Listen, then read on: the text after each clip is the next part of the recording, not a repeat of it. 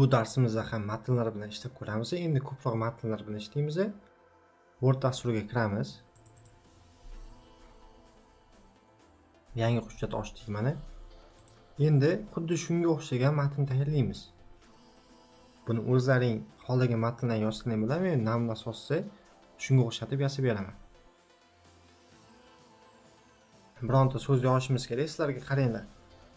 Bu taxminan so'z yozish uchun lorem funksiyasi bor. Teng bosasizlar. Yaqinlashtirib oling. Mana teng bosdik. Lorem deb yozdik. Qavs ochamiz. Qavsning ichiga bironta son kiritamiz. Bu son nima? Nechta gap bo'lishi? Misol bizga hozir bitta gap kerak. Bitta gap. Qavs yopamizda enterni bosamiz. Mana bitta gap yozib berdi bizga. Biz bunday qilib bir qilib qo'ysak bo'ladi. Yoki bo'lmasa loremni o'zini qilib qo'yik bo'ldi. Lorem mana bo'ldi.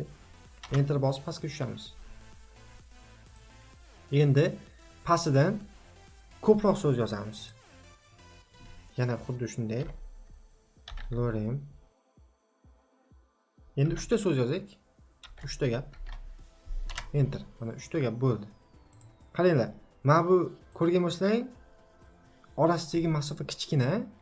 Bunda sizlar belgilab intervalda ham ishlasalar ham bo'ladi. Mendek intervalda ham ishlasalar ham bo'ladi. Lekin bundan ham yaxshi yo'li bor. Buni bir marta orqaga qaytaramiz.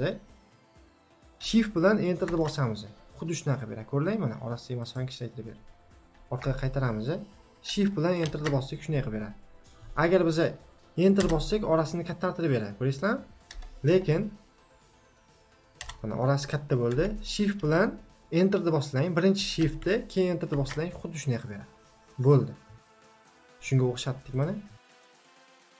Endi mana bu joyga borib, sizlar rasm qo'yib ko'rsatib beraman. Biz mana shu rasm qo'yamiz, keyin rasmning yoniga mana shu so'zni yozamiz.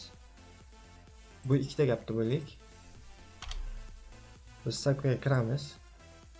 Risunok bor. Risunokga kiramiz. Rasmimizni tanlab olamiz. Mana rasmimiz qo'yildi. Endi rasmimizni ozgina kichaytirib qo'yamiz. Buni rasmimizni o'zimizga moslab kichaytiramiz. Orqaga qaytaring. Rasmni kichaytiramiz. Qaranglar, biron bir amalda bajarayotgan paytlaring, agar orqaga bir marta orqaga qaytarmoqchi bo'lsang, maytdagi knopka orqali ham orqaga qaytsang bo'ladi yoki Ctrl Z ni bossalaring ham orqaga qaytadi. Belgilab. Endi mana shu yerga bitta so'z yozamiz yana. Mana lorem ikkita gap. Ikkita gap. Bu tomonda bo'lmadi, mana. Mana enter bor. Lorem ikkita gap mana. Endi buni maytga ko'pga qo'yamiz. Bu nimaga o'xshamayapti? Men sizlarga tushuntiraman. Sababi mana bu joyga bosib buni moslashib olishimiz kerak. Ya'ni rasmni moslash ham bordi. O'sha narsaga to'g'rilab olishimiz kerak.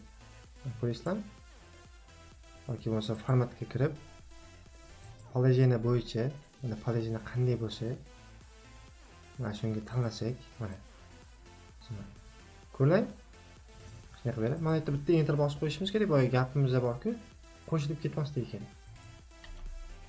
Mana shu gapimiz kerak bu. Qo'yganlarni kerakmiz. Ko'rlang?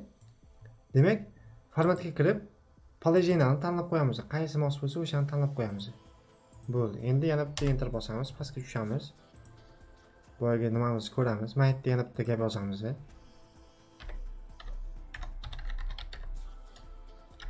Bitta gap. Bo'ldi. Buni belgilab olamiz. Xuddi shunday to'rtburchakka olishimiz kerak. Bunga bosamiz. Mana bu sekransiyaga bosamiz. Ko'rlang, to'rtburchakka oldi. Endi yana orqaga qaytamiz. Bu kerak emas. Buni yana bitta so'z yozamiz endi. Teng. Lorem ikkita gap. Bo'ldi. Endi xuddi shunday moslashimiz kerak. Qanday qilib moslaymiz? Ko'rib chiqamiz. Buni adashmasam billaring o'zlaring. Mana buni belgilab shriftini 14 qilib qo'ysak bo'ladi buni. 14 qilib yoki bo'lmasam o'zlaringizga mos qilasizlar. 14 qilib jирный qilib qo'yamiz. Bo'ldi. Endi buni tartiblashimiz kerak. Belgilab olamiz-da, mana bunga bir marta bosib qo'yamiz. Tartiblab beradi sahifaga. Bular o'zi kichikroq ekan. Buni 12 qilib qo'ysak ham bo'ladi. Bular 12 qilib qo'ysak ham bo'ladi mana. 12 qilib qo'yamiz. Bo'ldi. Buni sal pastroqqa tushirib qo'yamiz. chunki mana buni moslab qo'yish kerak. Endi buni ham belgilaymiz edi. Moslab qo'yamiz sayfamizga. Bo'ldi. Mana bu joy so'z yo'qligi uchun o'xshamadi. Buni orqaga qaytarib boshdan qilamiz. So'z yo'q bo'lsa xuddi shunday bo'lib qoladi. Mana. Bo'ldi. Ko'rganlaringdek mana o'zlaringga xohishlaringga binoan xuddi shunga o'xshatib bitta jadval yaratdik. Endi asli xuddi shuni o'zi emas, sizlar ozgina harakat qilsalaring xuddi shunday qilib yaratsa bo'ladi. Men sizlarga dars davomida tushunarli bo'lsin deb qisman ko'rsatib ketyapman.